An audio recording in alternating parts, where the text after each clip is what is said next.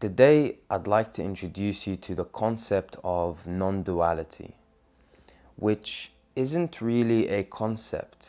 It is actually an experience.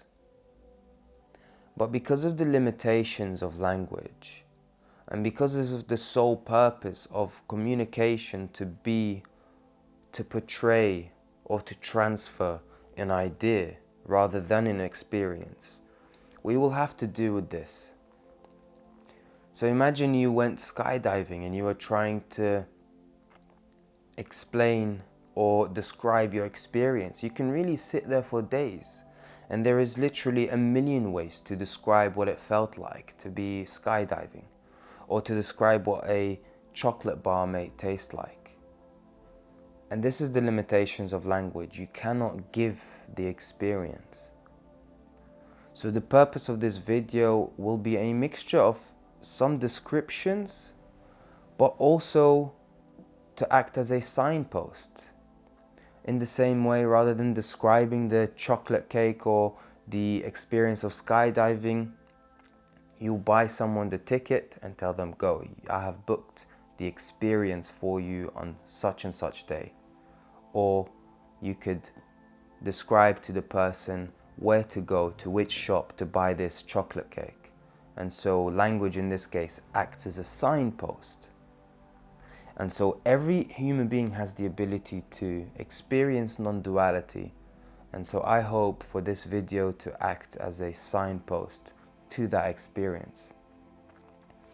Now, before we even get into that, let's try and formulate somewhat of an idea, but let's not get too attached to the idea, but let's formulate somewhat the groundworks within our mind of non-duality. And we will start doing this by looking at duality. So what is duality?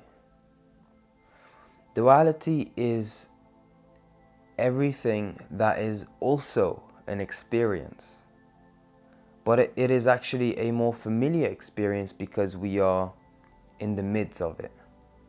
And duality in the word is the dual nature of the experienced life. It is all of that which is divisible. So, looking at day and night, looking at light and dark, man and woman, black and white, all of these features or all of these points within our conscious experience of life exist because of its dual nature. We only know that light is a concept to be realized or a point to be observed because darkness exists. If there was no darkness, there would be absolute light, but we wouldn't really know what light is because we don't have the contrasting darkness to give light form.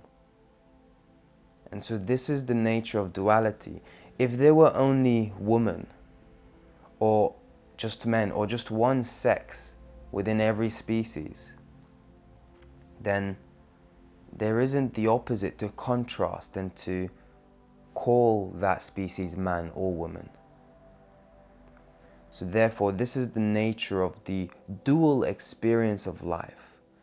Everything that is observed is divisible. But for all of this to be observed, for all of the nature of the dualistic aspects of life to be observed, there has to be a non-dual focal point to be observing duality. Because if there was no non-dualistic focal point to be observing duality, then in this case you are either dark or you are either light. But we have the ability to experience both dark and light.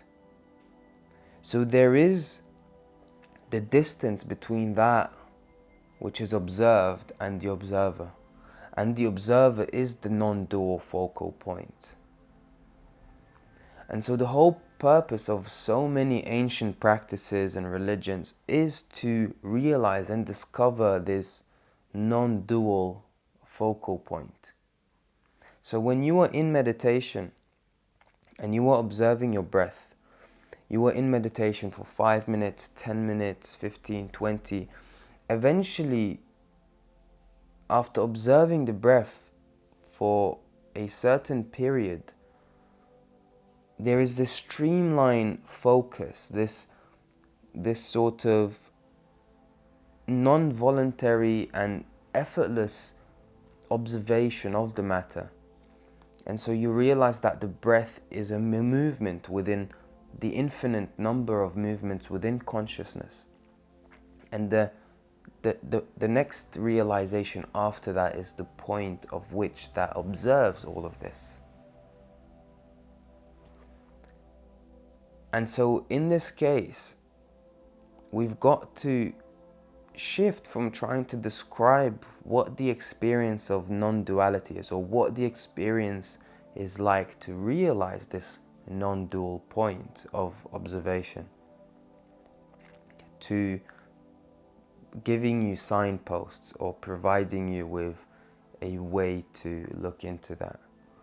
And so we will do this somewhat quick exercise, which is essentially observation. So as we are here right now, as you are watching this and you are listening, the first point of observation is perhaps the distractions that may come in the way of realizing what this video could be pointing towards. And these distractions mostly come in the form of thoughts. And so let us give some time to observe these thoughts.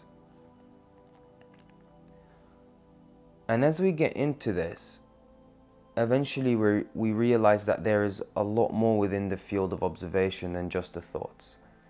There is the observation of the breath. There is the observation of the sounds. I think there's a helicopter flying outside. The observation of the sounds of cars passing by. The colors that we are seeing. The light intensity. The inner feeling. Any emotional movement. The feeling within the vehicle of being, which is the body. We can feel the presence in our legs, in our arms, in every part of our body. Even when our eyes are closed, we feel the presence within them. And the reason why these experiences are recognized is because there is this underlying knowing. So there is an underlying knowing of the experience taking place. Every moment in life is witnessed and known. Whatever it is that happens within the contents of life, within the contents of consciousness, all of that is known and witnessed. And it happens effortlessly. Very much like the eye. As long as the eye is open, it cannot unsee what it sees. You cannot stop hearing what is being heard. It just happens. And in the same way, life is observed. It cannot be stopped. And only resisting it will create suffering. And this is why a lot of people suffer. They are resisting the experience of life in some way or form. And that's a completely different discussion for another time. But essentially, there is this underlying knowing that knows that this moment here is happening. And if we bring ourselves to a certain stillness, can we witness the happenings? And can we feel the point of which observes the happening?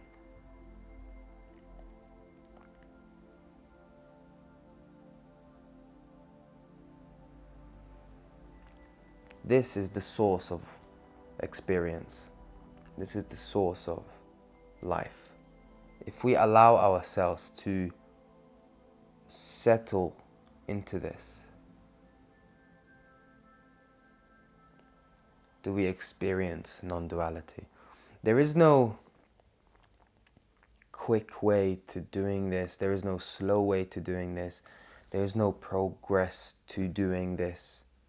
Very often, when we try to achieve certain things in life, there is progression involved. We reach level 1, then level 2, and we continue. At work, when we are promoted, we start from a trainee level and then we get up into different states and into management and etc. And there is no progression to the realization of this, because it is something that is happening anyway. It's not something that is far from you so that you move towards it, and it's not something that is close to you, which still implies a distance. It is what it is. It is. And that's honestly the best description that has ever been written about non-duality, which is essentially, it just is. It is that before any form of description about yourself. So when you say, I am happy, I am sad, I am joyful, I am hungry, it is essentially all of these, but only before the I am part, or before the description of yourself. So it is the I am part. I am, and then comes the happiness. I am, and then comes the hungry. I am, and then comes the sadness. And so this is true liberation. I really hope that this introduction gives you the courage to inquire into this, to give some more space and time to yourself to get into this and dive into this. This is an ancient practice of inquiry that we just did here together. I wish you the best of luck in this. May you discover this and realize that it's really the only thing that ever needs to be discovered. And yeah, thank you so much, and see you next week.